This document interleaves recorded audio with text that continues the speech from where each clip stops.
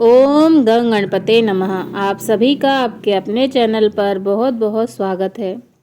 आप सभी पर ईश्वर की कृपा सदा बनी रहे। आज इस वीडियो में हम एक प्रेरक कथा सुनेंगे, झगड़े का मूल। यह कहानी संत के ज्ञान को दर्शाने वाली कथा है, क्योंकि हमेशा ही ये माना जाता है कि संत, गुरु, साधु और मुनि महाराज के पास उन सभी सांसारिक समस्याओं का तुरंत हल मिल जाता है। समाज में साधु, संत, गुरु और मुनि ही हर समस्या की एकमात्र चाबी माने जाते रहे हैं, और यह सही भी है कि इनके पास जाने मात्र से ही हमारे मन को शांति प्राप्त हो जाती है। और फिर जब इनके दो सांत्वना भरे बोल या ज्ञान बढ़ाने वाले शब्द जब हमारे कानों में जाते हैं, तो जैसे अंदर तक आत्मा को ठंडक पहुंचती है। इसलिए आज एक ऐसी ही कहानी लेकर आई हूँ जिससे आप गुरु की महिमा को समझ ही जाएंगे कि क्यों और कैसे ये सभी विद्वान जन तुरंत ही हरेक के मन की समस्या का समाधान कर देते हैं। एक बार गोमल सेठ अपनी दुकान पर बैठे थे। दोपहर का समय था, इसीलिए कोई ग्राहक भी नहीं था, तो वो थोड़ा सुस्ताने लगे।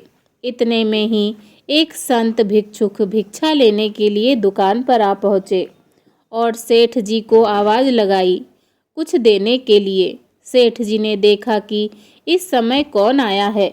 जब उठकर देखा तो एक संत याचना कर रहा था। सेठ बड़ा ही दयालु था। वह तुरंत उठा और दान देने के लिए एक कटोरी चावल बोरी से निकाला और संत के पास आकर उनको चावल दे दिया। संत ने सेठ जी को बहुत बहुत आशीर्वाद और दुआएं दी।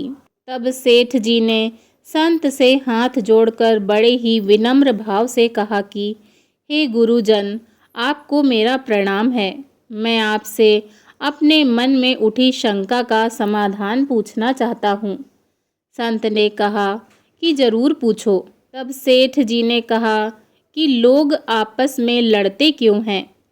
संत ने सेठ जी के इतना पूछते ही शांत स्वभाव और वाणी में कहा कि सेठ, मैं तुम्हारे पास भिक्षा लेने के लिए आया हूँ। तुम्हारे इस प्रकार के मूर्खतापूर्वक सवालों के जवाब देने नहीं आया हूँ। संत के मुख से इतना सुनते ही सेठ जी को क्रोध आ गया और मन में सोचने लगे कि यह कैसा घमंडी और असभ्य संत है। ये तो बड़ा ही कृतघ्न है। एक तरफ मैंने इनको दान दिया और ये मेरे को ही इस प्रकार की बात बोल रहे हैं। इनकी इतनी हिम्मत। और ये सोचकर सेठ जी को बहुत ही गुस्सा आ गया और वो काफ़ी देर तक उस संत को खरी खोटी सुनाते रहे। और जब अपने मन की पूरी भड़ास निकाल चुके, तब कुछ शांत हुए। तब संत ने बड़े ही शांत और स्थिर भाव से कहा कि जैसे ही मैंने कुछ बोला, आपको गुस्सा आ गया और आप गुस्से से भर गए और लगे जोर जोर से बोलने और चिल्लाने।